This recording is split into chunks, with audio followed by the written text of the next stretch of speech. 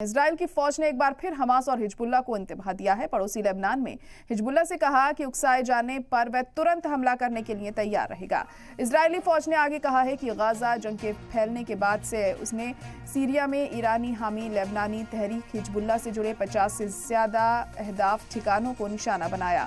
وہیں دوسری اور حماس کے ایک افسر نے کہا کہ غزہ میں 120 دنوں کی جنگ اسرائیل اور اس کے حامی ملکوں کے لیے شرم کی بات ہے۔ حماس نے لبنان میں امریکی حملوں کی بھی مذمت کی اور جنگ بندی پر بات چیت میں مدد کرنے کی کوششوں کے لیے مصر اور قطر کا شکریہ ادا کیا۔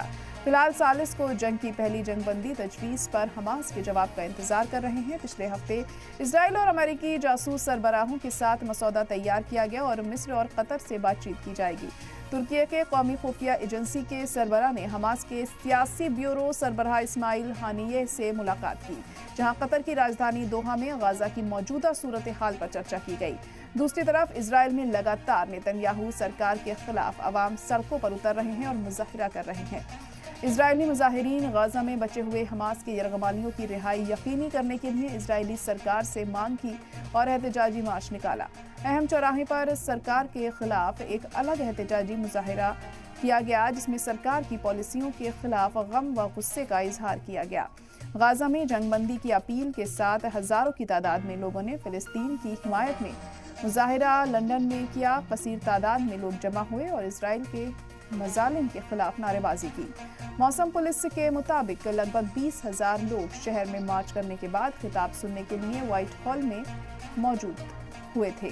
ان میں سے کئی لوگوں نے فلسطینی جھنڈے لہرائے اور جنگ بندی کی مانگ کرتے ہوئے تختیاں لے رکھی تھیں، کیونکہ اسرائیل حماس اگروادی سموں کے ساتھ یدھ میں الجھا ہوا ہے۔ امریکی ایوان نمائندگان نے یہودی قوم کے لیے نئی فوج امداد کے روپ میں $17.6 ارب مختص کرنے کی سفارش کی۔ We attack Hezbollah infrastructure in Syria as well. At the beginning of the war, we attacked from the ground and from the air more than 50 such targets that were deployed in Syria. We will continue to attack wherever Hezbollah is present, and we will continue to act wherever it is required in the Middle East.